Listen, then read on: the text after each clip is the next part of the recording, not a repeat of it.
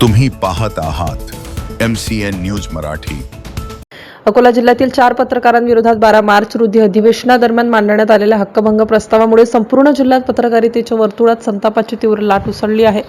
ABP माझाचे प्रतिनिधी उमेश अलोने, साम टीव्हीचे अक्षय गवळी, दैनिक वचक लोकशाहीचे संपादक रविराज मोरे आणि महाव्हाईस न्यूजचे संजय आठवले यांच्या विरोधात अकोट मतदारसंघाचे आमदार प्रकाश भारसाकडे यांनी सभागृहात हक्कभंग प्रस्ताव सादर केल्याने या प्रकरणाने गंभीर वळण घेतले आहे। आमदार भारसाकडे यांनी सभागृहात बोलताना लॉरेन्स बिश्नोई टोळीच्या हस्तकाने आपल्याला खंडणी मागितल्याची बातमी या पत्रकारांनी प्रकाशित केली, मात्र प्रत्यक्षात असा प्रकार घडलेलाच नसताना पत्रकारांनी ही बातमी दिली असा आरोप त्यांनी केला।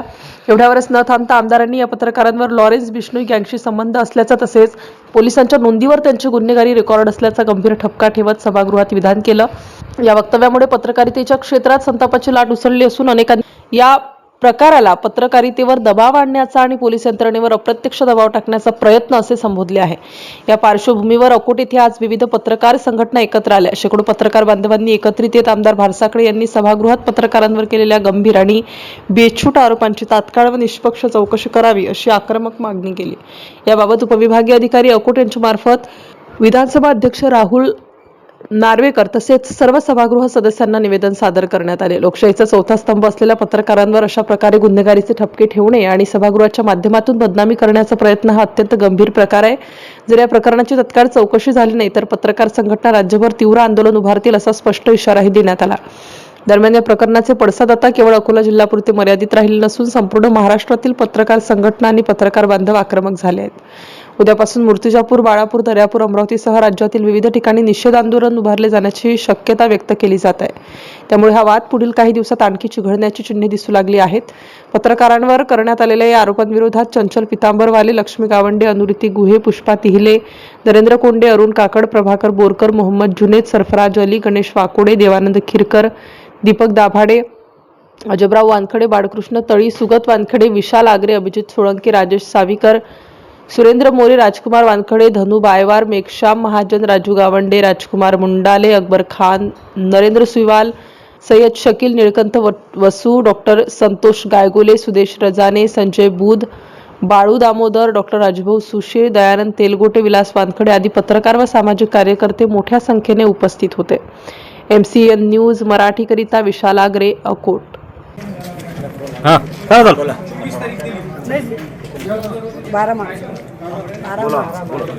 आज 12 मार्च रोजी अकोट तालुक्याच्या वतीने व तेलारा तालुक्याच्या वतीने आम्ही आज अकोट तहसीलच्या तहसीलदार साहेबांना आम्ही निवेदन सादर केलेलं आहे। या लोकशाहीचा हा चौथा आधारस्तंभ असून या सर्व पत्रकारांवर आणि वैयक्तिक काही पत्रकार आहेत त्यांच्यावर माननीय आमदार महोदय यांनी हक्कभंग दाखल केलेला आहे। हा हक्कभंग अतिशय चुकीचा आहे। हा लोकसंख्येचा गळा दाबण्याचं हे षडयंत्र आहे। त्यामुळे आम्ही हे षडयंत्र यांचं सक्सेस होऊ देणार नाही। त्यामुळे पूर्ण जिल्ह्यामध्ये आता हे एक रान चेतलेलं आहे आणि ही लढाई आम्ही सतत पुढे चालू ठेवणार आहे। जोपर्यंत असा अन्याय अत्याचार कोणत्याही पत्रकार होईल तेव्हा पूर्ण संघटना ह्या रस्त्यावर उतरून त्याचा पूर्णपणे प्रतिकार करणार आहे। आज इथे ग्रामीण पत्रकार संघ अकोट तालुक्यातर्फे तहसीलदारांना जे 12 मार्च 2026 रोजी आमदार साहेबांनी अधिवेशनादरम्यान जे 4 पत्रकारांविरुद्ध हक्कभंग सादर करण्यात आलेला आहे। पण मला एक समजते की आमदार साहेबांचा हक्कभंग झाला की मर्यादा भंग झाला अजून हेच कळलं नाही। जर आमदार साहेबांनी हक्कभंगाचा जो प्रस्ताव विधानसभेत त्यांनी सादर केलेला आहे तर माझं एकच म्हणणं आहे या सगळ्या पत्रकारांकडून की आमदार साहेबांनी जो बिश्नोई गँगशी या पत्रकारांचा संबंध जोडलेला आहे समर्थकांशी ते त्याचे पुरावे सादर करावा, अन्यथा हे पत्रकार संघट आम्ही सगळ्यांनी आज फक्त निवेदन दिलेलं आहे। येणाऱ्या काळात जर आमदार साहेबांनी याचे पुरावे सादर केले नाही की जे 4 पत्रकार आहेत संजू भाऊ, रवी भाऊ आणि अक्षय गवळी आणि उमेश भाऊ यांच्या विरोधात जे हक्कभंगाचं त्यांनी अधिवेशनात सादर केलेलं आहे याची जर पुरावे दिले नाही की बिश्नोई गँगची यांचं समर्थकांशी संबंध आहे तर याच्याही पुढे आम्ही सगळे पत्रकार संघटना एकत्र येऊन अकोट तालुक्यातच नव्हे जिल्ह्यातच नव्हे तर महाराष्ट्रात उपोषणाला सुरुवात करणार आहोत.